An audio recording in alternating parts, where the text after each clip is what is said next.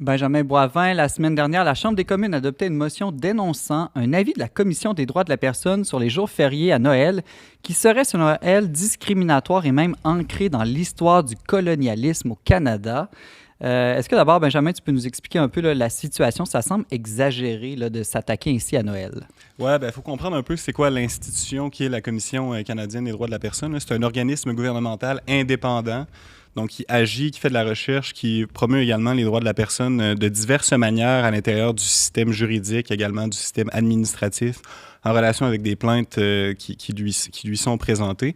Et donc, cette commission-là, ben, elle agit de façon complètement autonome par rapport au gouvernement. Elle ne représente pas l'opinion du gouvernement. C'est pas nécessairement le premier ministre qui nomme son président ou sa présidente. Ben, dans tous les cas, les acteurs de la commission agissent avec une certaine liberté. D'ailleurs, c'est l'une des raisons pour lesquelles elle est capable d'exercer son travail. Ben, qu'on juge qu'elle le fasse bien ou mal, elle est capable de l'exercer avec liberté et autonomie.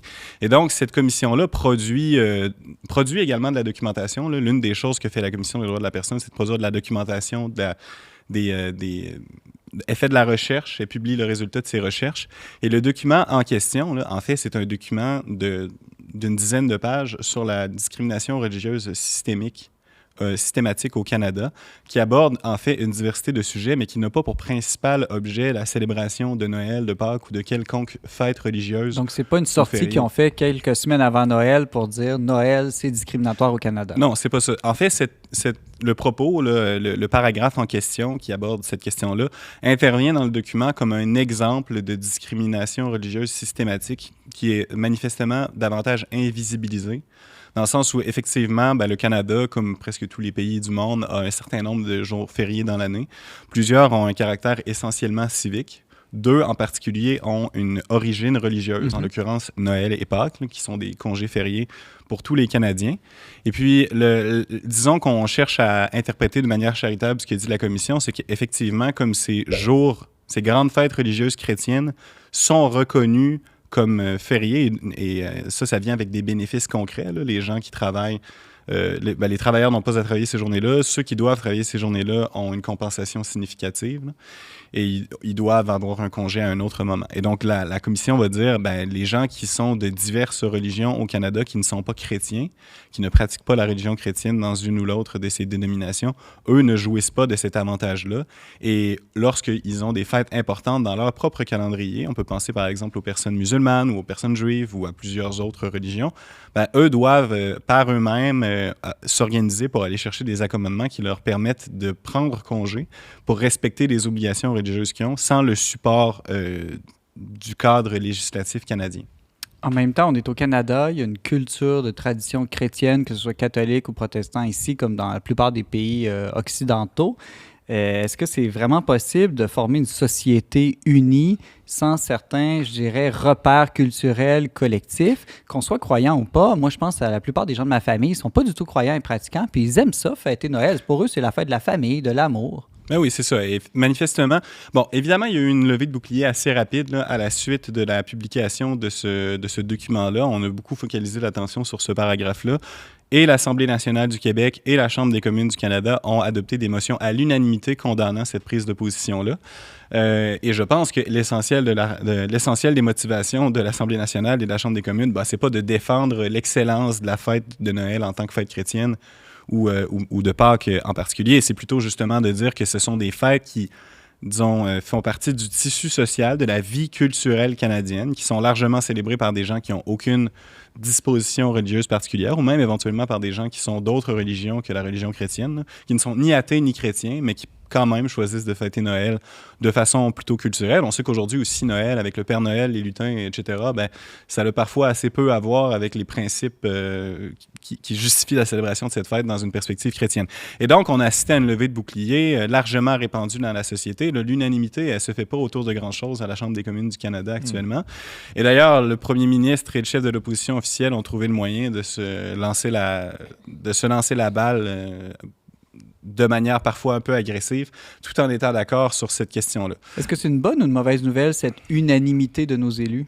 Ben moi, je juge que c'est une bonne nouvelle, dans la mesure où, effectivement, pour faire société, pour vivre de manière communautaire, peut-être en particulier dans une société aussi diverse que le Canada, ça prend un langage commun. Puis le calendrier, les fêtes, les journées fériées, ça constitue un langage commun. On peut le comprendre par analogie.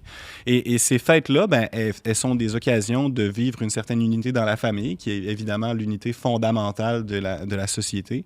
Également de vivre des expériences festives communautaires là, qui n'exigent pas une démonstration publique de religion d'aucune manière depuis plusieurs décennies, que ce soit au Québec ou ailleurs au Canada. C'est une manière vraiment comme d'avoir un langage festif commun qui, à mon avis, est assez positif. Et je trouve que c'est une assez bonne chose que les politiciens du Québec et du Canada aient eu le discernement d'être capables de faire les distinctions et de reconnaître que c'est pas parce que la Commission canadienne des droits de la personne, qui fait souvent un excellent travail par ailleurs, ben c'est pas parce qu'elle prend position de cette manière-là sur ce sujet-là que les politiciens sont obligé de l'accepter, de s'inféoder au jugement de la commission. D'ailleurs, c'est un document qui n'a aucune valeur juridique, qui n'a pas la possibilité de contraindre qui que ce soit. Si vous permettez, c'est toujours un sujet un peu délicat, hein, parce qu'on n'est jamais très loin d'une espèce de récupération politique d'une fête religieuse. Ouais, et là, justement, peut-être cette unanimité-là vient contourner cet écueil possible-là d'une récupération un peu nationaliste ou qu'on aurait pu retrouver très bien au Québec, là. Alors, et qu'on a retrouvé d'ailleurs, là, il y a certaines personnes qui se sont exprimées là-dessus de manière assez, à mon avis, problématique ou en tout cas démagogique. Parce qu'on ne peut pas réduire Noël à un fait culturel. C'est toujours un peu délicat. Mais c'est un peu ça qu'ils font, non? Nos politiciens, c'est en tant que fête culturelle et non religieuse qu'ils ont défendu les jours fériés de Noël. Ils sont en train de dire la déchristianisation de notre société est accomplie, donc c'est même plus un débat.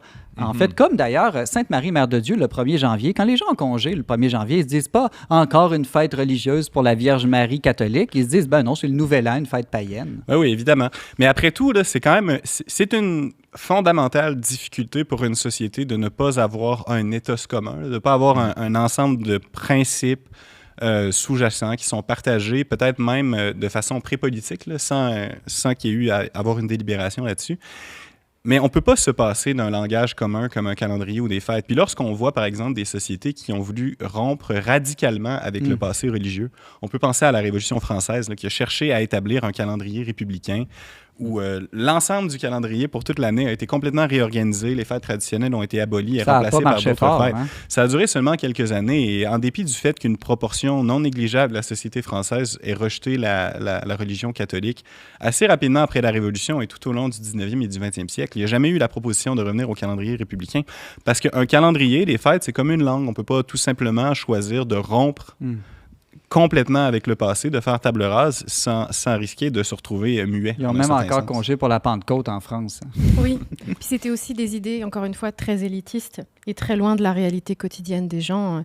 Il y a pas, quand les gens fêtent Noël, ils ne se posent pas toutes ces questions-là d'égalité entre les personnes. Et ça peut être la mission des chrétiens de chercher à montrer que Noël, c'est davantage que le Père Noël, que Pâques, c'est davantage que les lapins de Pâques, mais ça demeure... C'est davantage qu'un férié aussi, là? Oui, c'est ça, c'est davantage qu'un férié, parce que même le fait de fêter ces fêtes-là de manière presque païenne, ben quand même, ça tend à se diluer. On voit que les gens célèbrent de moins en moins. J'ai trouvé personnellement plutôt ironique le lien avec le colonialisme, parce qu'après tout, le sens religieux de la fête de Noël, c'est quand même un juif colonisé par des Romains qui est exclu et qui naît dans la pauvreté. C'est plutôt l'inverse du colonialisme, le sens profond en tout cas de la fête.